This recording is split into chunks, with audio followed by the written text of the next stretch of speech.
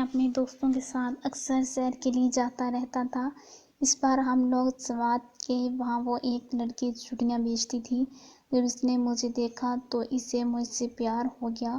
وہ پیار تھا، محبت تھی یا عشق تھا، جو کچھ بھی تھا بے انتہا تھا۔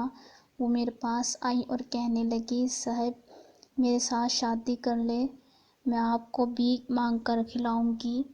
کیا محبت تھی اس کی۔ میں جتنے دن وہاں رہا وہ مجھ سے روز ملنے آتی اور میرے لیے کوئی نہ کوئی چیز تحفے میں لے کر آتی۔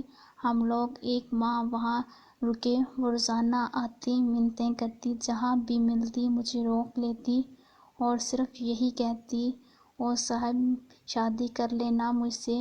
میں اس کی بات ہمیشہ ہنسی مذاق میں ٹال دیتا۔ پھر ہم واپس آ گئے۔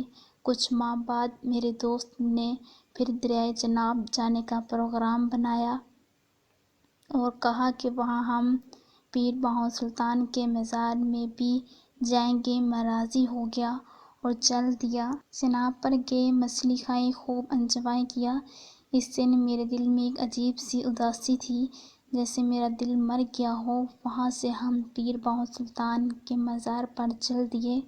میں نہیں مانتا پیروں اور فقیروں کو، اس لیے میں باہر کار کے پاس کھڑا ہو گیا اور باقی سب دوست مزار پر چلے گئے۔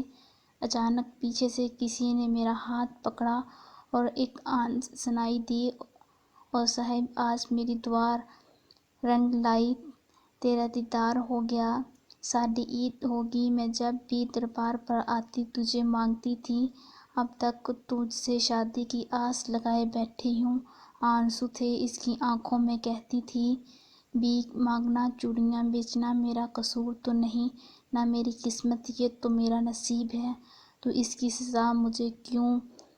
وہ سب کے سامنے گلے لگ کر رونے لگی اور گھر سے چلنے کے لیے میرے پاؤں پکڑ لیے۔ سب لوگ دیکھ رہے تھے۔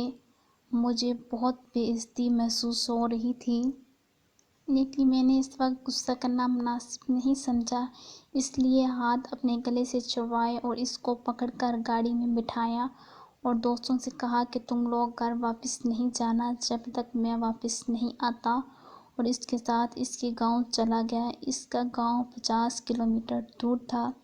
جب میں اس کے ساتھ گاؤں پہنچا تو اس نے وہاں طوفان کھڑا کر دیا، سہیلیوں کو اکٹھا کیا، ناچنے لگی، گانے لگی۔ اس کے سب گھر والے میری خاطر توازن میں لگ گئے۔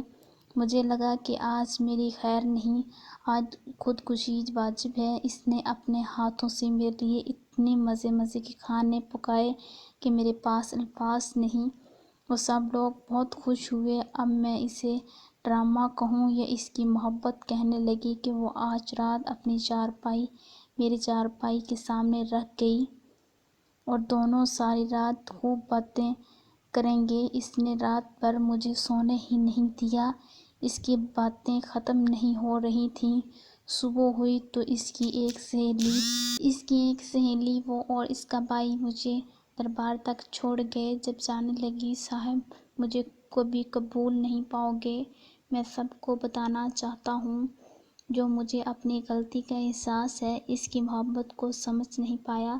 3 سال ہو چکے ہیں مجھے اس کو گلی گلی تلاش کرتے ہوئے، وہ مجھے مل نہیں پا رہی۔ محبت کی بد دعا لگ گئی ہے مجھے، میں اس کو بھول نہیں پا رہا۔ مجھے اس کی معصوم باتیں، میرے ملنے پر اس کی خوشی اور ساری رات مجھ پر جس طرح اس نے اپنی نظریں جمائے رکھیں، میں جی نہیں پا رہا۔ صحیح کہتے ہیں کہ دلہن دولت بھی نہیں ہوتی، پیار ہی سب کچھ ہوتا ہے۔